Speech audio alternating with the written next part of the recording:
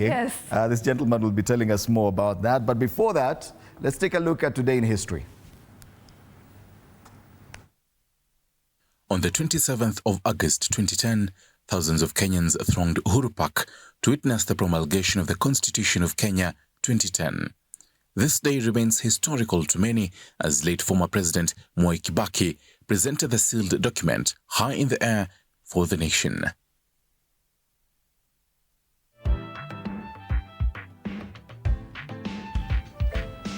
All right, it's time for us to take a look at the daily newspapers. Of course, every Friday we focus on the Star, and today we're privileged to have Osen, a journalist with the Star newspaper. For this, give us that cue.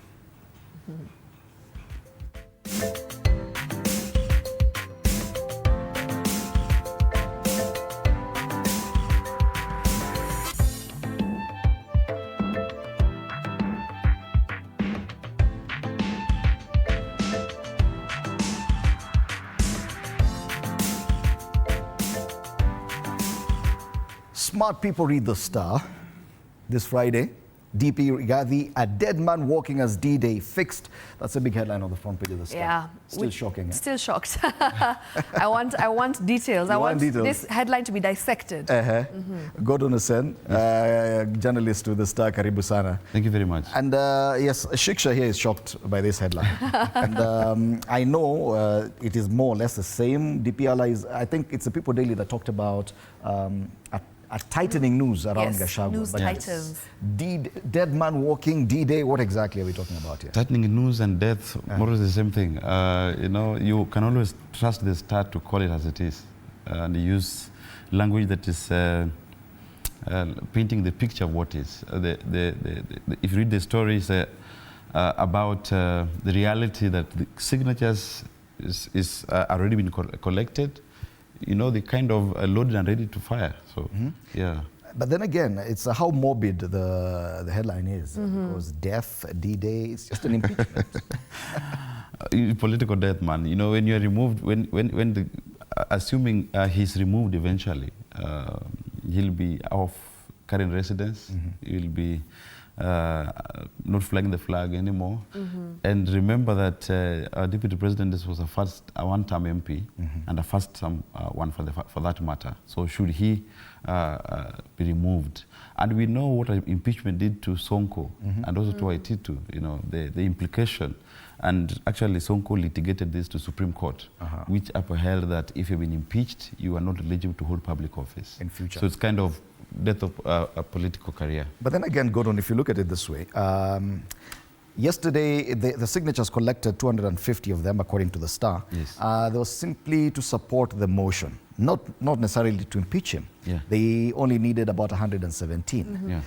For them to insist on getting 250, they were going overboard. Is it just a show of might? Are they trying to scare the president into probably resigning so that he does not get impeached before the impeachment itself? The politics is about drama, you know. So when you go to war and you show force, you kind of, it could be a statement to Gachagua to retreat in terms of his verbal diatribe he's been to against giving threats to the president, to this their political group, and the war path has been. Remember in this the other interview in the other television channel, he had promised that he would embark on a ground tour on Mount Kenya, so to speak, to poison the ground for president and his allies. So I suspect that they went for this number just to tell him that, man, we are ready for this, and we have the numbers much more than you think. So you either retreat, you cooperate to the line, or we go for your jail. Because we've also seen the kind of verbalized threats against the deputy president. Yes. Tutakutoa, we will impeach you.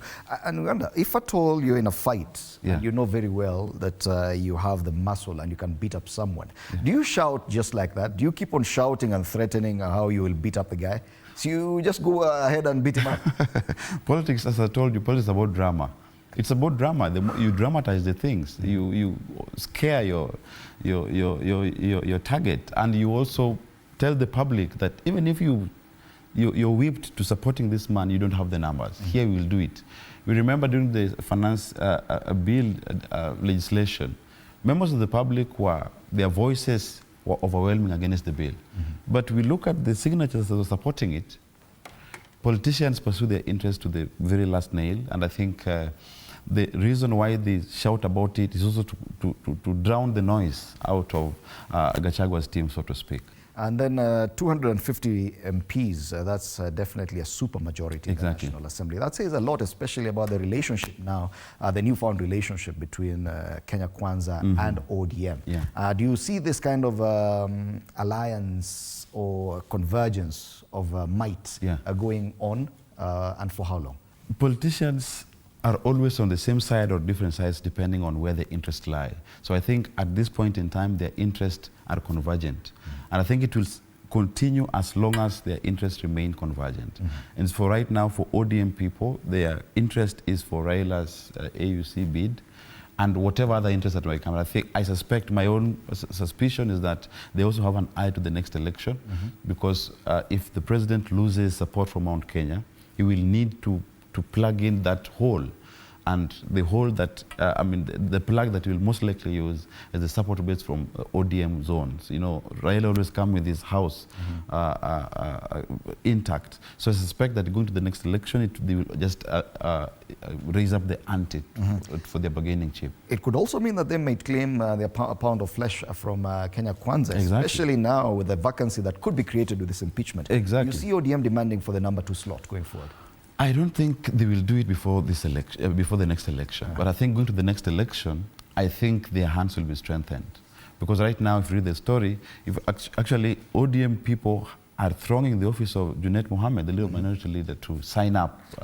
They're pretty excited at... yeah, they're pretty much excited because, you know, they're like hoping that a hand will drop. But they are all insisting that they will not draft the motion, they will not be the one moving the motion, they will either second it, but not be the one fronting it, because they know what optics works against them. But going to the next election, I think they will use that. They see we saved you in your fights, it's your turn to return the hand. Yeah. All right. And still on that, because you say definitely they look excited, like a hyena just waiting for their hand to drop. Yeah. Why don't you think that they will actually claim that space now? They have to wait for 3 years. February next year, it could go either way. If Raila loses, could the dynamics change? Yeah. I don't think it would be politically decent, so to speak, because Kenya Kwanza had the mandate from the people. They did not. The mandate to govern was handed to UDA, President Ruto and his allies, and not to ODM and the kind of politics they do. But I think going to, if there must be a change at the top of the ticket, or at that level, at the presidential level, I think it would all be politically, it will be political malfeasance if they demand a change at this point. They would go for the next election, and I think at that point they would make their demands for bargaining. There's a different angle to this story, and if you look at, I think it's one of the dailies, I don't know if you've captured it in your story, I think it's Standard that talked about it, the fact that the Deputy President's allies are now being investigated for a possible coup plot. Could this be an admission by Kenya Kwanza that the initial charges or accusations that they were to use for this impeachment probably were not as strong, and they've had to look for more evidence to support their claim? In legal parlance, they call it fishing expedition. I think they're in a fishing expedition for evidence, for grounds, for everything. And in fact, if you look at our story, there's an MP who doesn't want to be known, to be mentioned, but he says specifically, we don't have the grounds, but we have to continue digging. So they have the target, they're digging to find out where will we find. So it's a fishing expedition. Of course, this is politics, man. It's politics, using impeachment as a tool of politics. It's unfortunate, but because the framers of the Constitution believe that impeachment should be a tool for accountability, not for politics. Okay.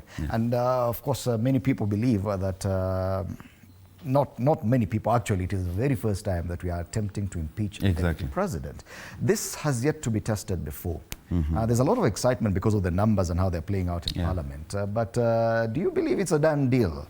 Or do you see things changing? And has your story captured the fact that it's not an easy thing to impeach a deputy president? Exactly, it's not a done deal because, in fact, if you follow a lot of what happens in the global sphere and the social sphere, we saw lawyer Ahmed Nasir suggest that the deputy president could actually resign before he's impeached because of the implications of impeachment. As I said, the Supreme Court upheld in the case of Sonko and Waititu. In fact, Waititu had to be removed from the Nairobi River Commission, remember, because of impeachment. So impeachment kind of deals a death knell to your professional career. So I suspect that he may resign, but we are not there yet. They may even negotiate out of this and say, let's leave the man. Do you think that Kenya Kwanza are actually hoping that they may not necessarily need to go for this impeachment and that they are counting on the deputy president resigning instead because that would be easier on everyone? They're not. They're confident about the numbers, but they're not so confident